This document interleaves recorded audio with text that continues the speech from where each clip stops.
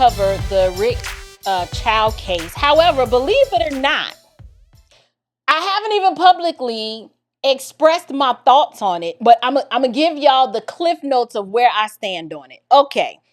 I understand Lil Buddy was in the store and Rick Chow has this history of, YNs coming in and stealing from him. Okay. I understand that. Little homie comes in, he's 14 years old, empty backpack, and he's got a gun on him. And he's looking sketchy, but he didn't steal anything. He leaves the store, they pursue him. He starts running, the Asian guy and the son start running too. So, make a long story short, Rick Chow pursues Cyrus, his last name escapes me. According to the testimony, I understand everybody wanted to make this case about, the Asian guy shot the black boy in the back for stealing some water. That is the wrong framing. The way this case should be viewed, if your goal is objectivity and honesty, in my opinion, should Rick Chow had pursued the suspect? My opinion, I'm like, look, no, I'm trying to live to see another day. Whatever he stole, we don't know what that is. I probably would have handled it a little differently. This is just my opinion. However, once the what do you call it? The chase ensues and the young boy pulls said gun out and allegedly points at the son.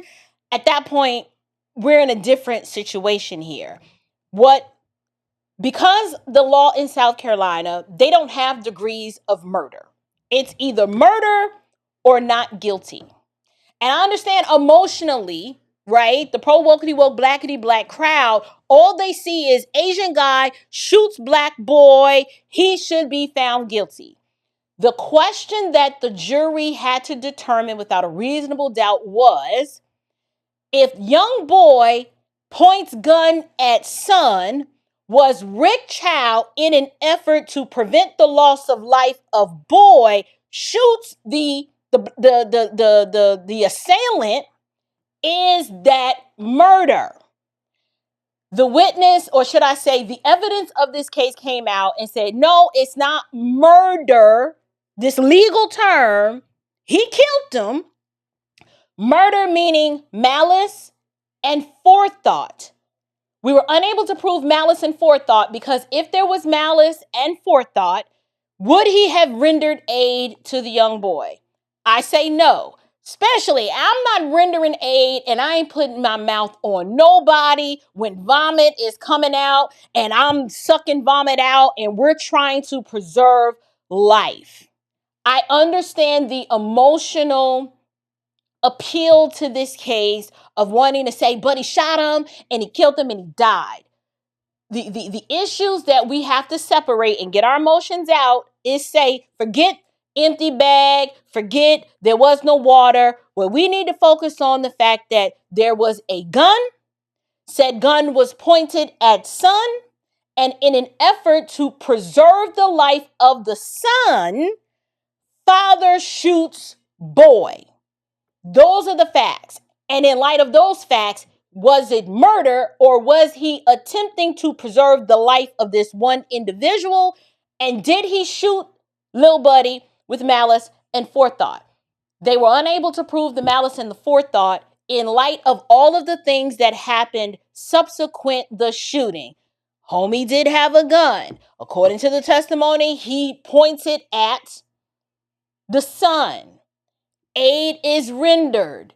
More aid than most people would normally do. Make every attempt, giving CPR. So I get it.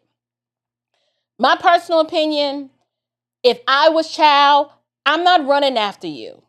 Okay, whatever you done stole, you got it. I'm going to find another way to adjudicate the matter by using surveillance footage, by, making sure that if I see you again, we're going to have some words. I wouldn't have chased after him. But then a separate conversation that we can have is, what is going on culturally and in our homes that 14-year-olds just walk inside of gas stations with empty backpacks and are armed. Like, I have a 16-year-old boy and an 18-year-old boy, and neither one of them are leaving this house to go anywhere, and it definitely ain't going with no gun. Like, we just don't live our lives with that kind of activity, or it's just not in the purview. And so that is a separate question from the legalities of what has happened and the verdict. We can have a cultural conversation about 14-year-olds and guns. Like, what kind of life are you living? Where'd you get the gun? Why do you have the gun? And what was the purpose of you coming to the store with the gun and an empty backpack? Unless said empty backpack, you plan to leave with the backpack full. I'm just saying. Those are two separate discussions. One is a cultural discussion. Maybe some attempted criminality was going to take place, but it didn't. And then the other discussion is the goal to prevent the loss of life and protect another person. Young black man loses his life.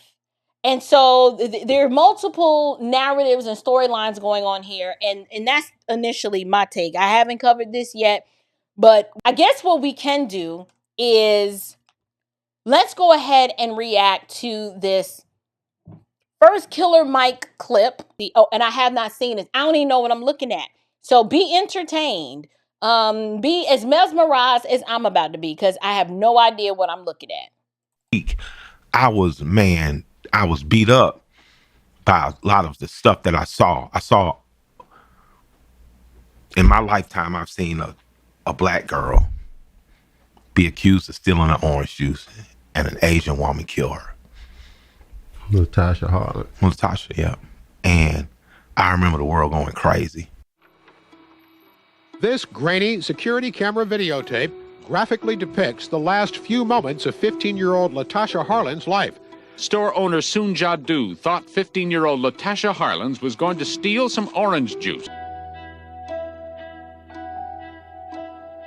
Latasha was an A student, honor roll student. She got money every week for her allowance, so she did not have to steal orange juice. The store clerk, a Korean woman, is now in jail.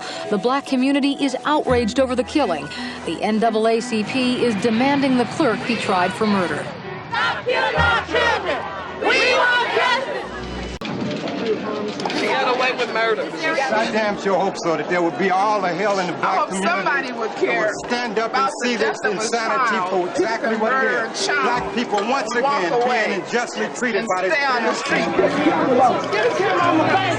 Since we don't pick cotton anymore and cut sugar cane, our lives is not worth anything. And now as a 51-year-old man, I saw a black child, South Carolina, walked out of a store. When confronted, showed I don't have anything.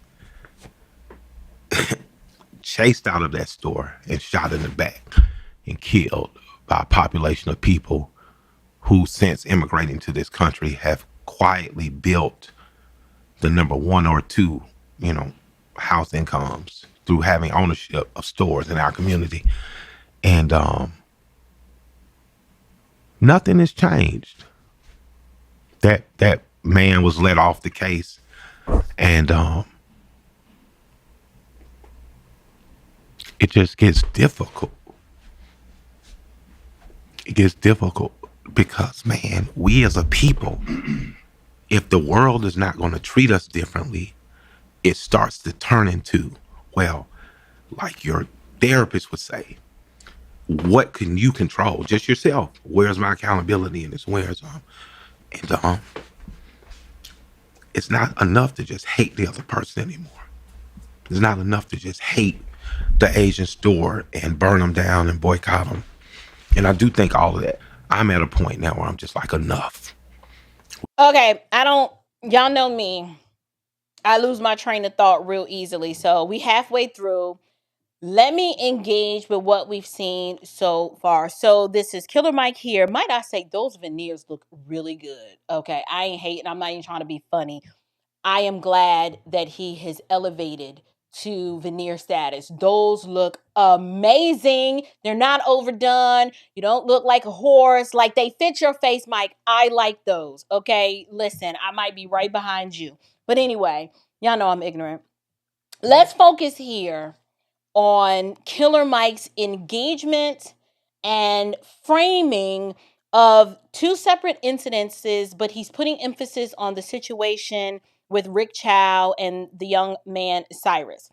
But before he talks about how he feels about Asians and this whole Rick Chow situation, he mentions an older case of a young woman being killed over orange juice. And when I first started this segment, the first thing I said was, we need to be careful of the narrative and the framing to imply that someone was just killed over orange juice or young man was just killed over a bottled water. That is a real simplistic and reductionistic way to look at it if you're trying to shape a particular narrative. And I understand the emotional pull to want to frame it that way. But something he mentioned that I want to engage with, and I have to respectfully push back, because he says, when are they going to stop killing our children? And I said, that is a very legitimate sentiment, but it's the wrong question. Like I said, there are always going to be situations where accidents happen or someone's going to make the wrong judgment call. But asking, when are they going to stop killing our children? I would frame the question and say two things. When are we going to care enough about our own children to reshape how we raise and train them and how they show up in the world, because this matters? And then two, he said, these Asians have come here and they've outpaced everybody in income, and nothing has changed, and they're still putting businesses in our neighborhood, and I'm trying to understand what that has to do with anything. But he goes, it gets difficult because of how they treat us. And I'm like, we can pull out the baby violin, Killer Mike, but this is a question of culture. This is a question of, or an examination of, pattern recognition. Let me give you a prime example. In one of my previous videos, I told the story of how I always teach my sons to watch out for patterns. If you see someone who's slovenly dressed, his shoes is untied, his booty hanging out and his pants is sagging, he hasn't combed his hair, right? He got his whole face is tatted up all down to his neck, whole arm sleeve. You know what I'm saying? It's 98 degrees outside. He got on a whole hoodie and a mask. Like, you know what I'm saying? Like, it doesn't take a rocket science to pay attention to that pattern and the way this individual is showing up in the world for you to operate from a place of prudence and wisdom to say, this dude is probably up to no good. Now, I understand people saying, I want to be judged, but the content of my character, okay, fine. The content of your character, though, on some level is going to be reflective in what you look like, meaning, how are you presenting yourself to the world? If I walk into a gas station and I have on, I don't know, the dress that I have on now, I'm clean, I'm neat, I don't smell like I've been sleeping outside, what are the chances that the clerk is going to assume that I'm coming in there to steal anything? I have a purse, I'm just picking up what I need. I go straight to the counter. Like, I don't live in this world that Killer Mike is talking about. My peers, my church family, like, we don't have these kinds of problems. We We just don't. And we're not trying to force the world to accept the low standards that so many people choose for themselves. We're not forcing people to accept these low standards and say, regardless of what it looks like, you shouldn't treat me the way I look. Like, you're not living in the real world. That is just not reality. It's no different than you can't show up for a job interview looking like you slept up under the bridge and just expect them to say, you know, him show is smart, we're going to hire him. They're going to on site make an assessment about you before you open your mouth and before you show your resume. Why is this so hard for some of us to understand? And I understand bias and the stereotypes and the mischaracterizations that the Asian community might have about Black folks. Listen, I get it. But I'm going to tell you something. The place where I go get my nails, they are all from Taiwan. And I'm going to just tell you something.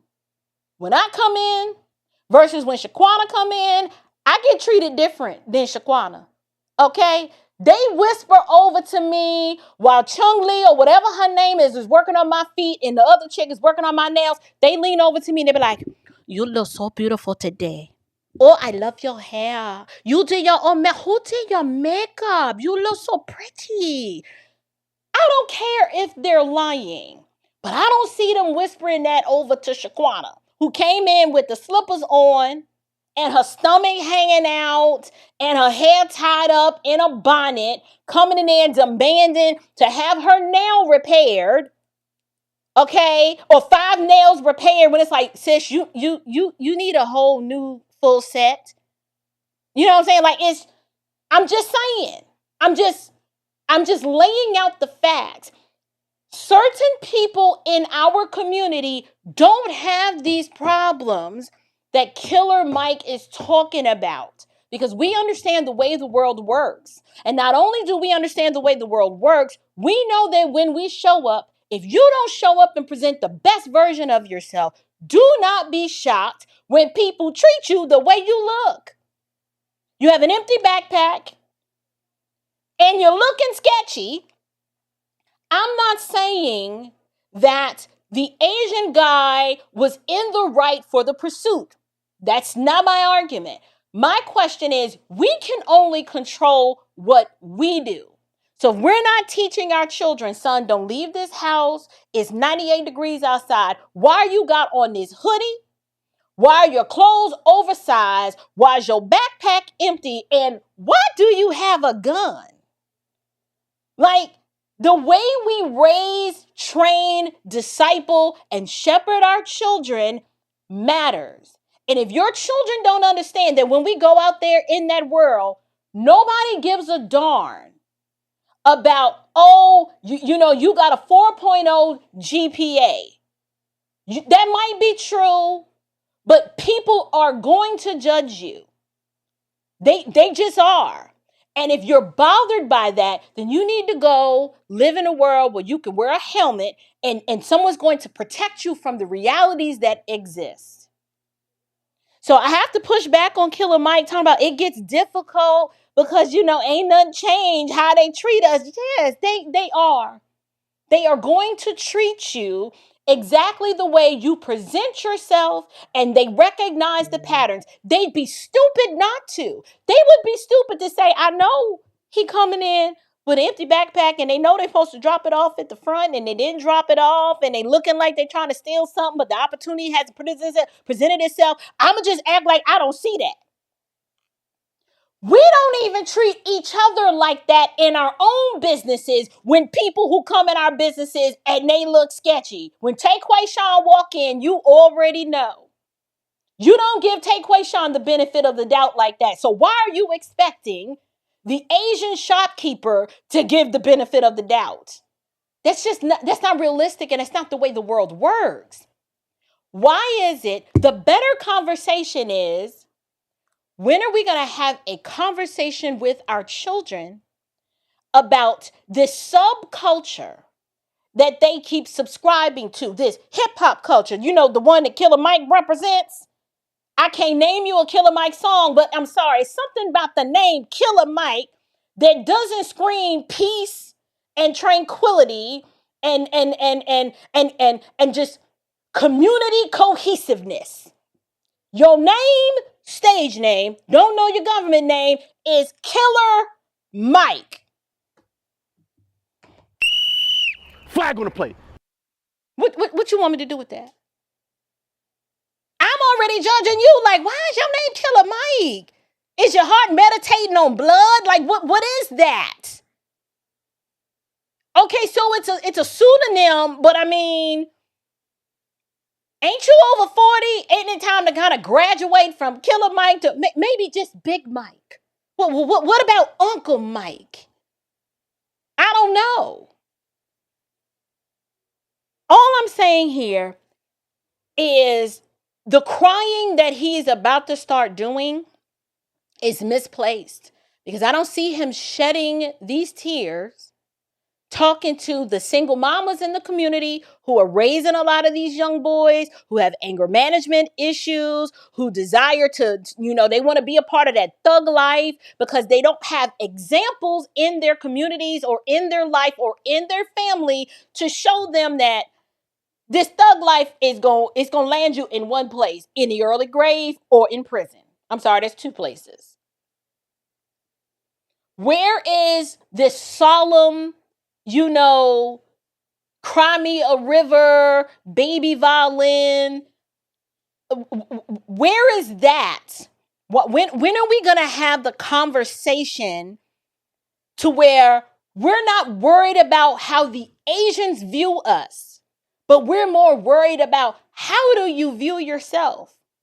Why are we not more concerned with that? Why do we have to watch press conference after press conference after press conference of somebody's mama crying, talking about my son was innocent and him didn't deserve this? And I'm like, ma'am, it is too late. There were some fundamental lessons that you were supposed to teach your boy that for whatever reason he did not get. And it's apparent that there was something on the inside of him that prompted him to satisfy all the necessary conditions to look like a thug and a criminal. And at the end of the day, based on the implications of all the context clues, it led to his demise. I am not saying that this young man deserved to die. I want to have a much more richer, much more broader conversation about what is going on in our homes or what's not going on in our homes, that the way our young men and now even our young women are showing up in the world to where they're being misconstrued and their behavior is being interpreted as if these people are threats to me, and before I become a statistic, I'm going to take them out before they take me out.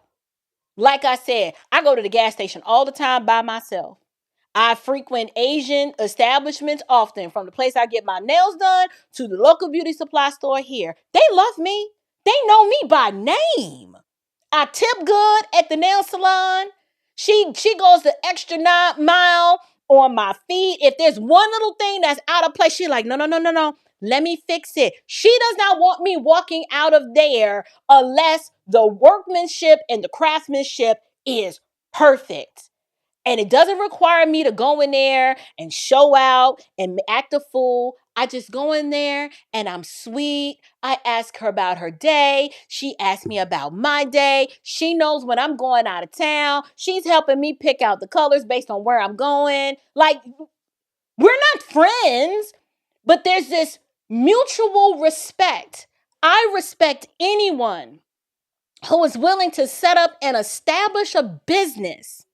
These people work 10, 12, 16-hour days. And most of them, truth be told, do not live in our communities. They are commuting, most of them, over an hour, especially in Atlanta. The ones that own these nail shops in areas that you like, ain't no Asian people live over here. Where do y'all live? I'm on the east side of town. These people are traveling from Cumming, Forsyth County, Dahlonega. I'm like, y'all are traveling this far just to set up a business here because the consumerism is so high that y'all are like, it's worth the hour drive. I'm not mad at them for that. But there's a way that you can't be mad at the immigrant who comes to America, the nation that is supposed to be your birthright and your American inheritance, and they set up and establish a business, and in one generation, they are not impoverished. And you've been here. You've been here for like 4 or 5 generations, and you've not yet figured out the cheat code. You know why? Because you spend too much time sitting up on the internet on a podcast crying and whining about why they treat us like this. Are you kidding me?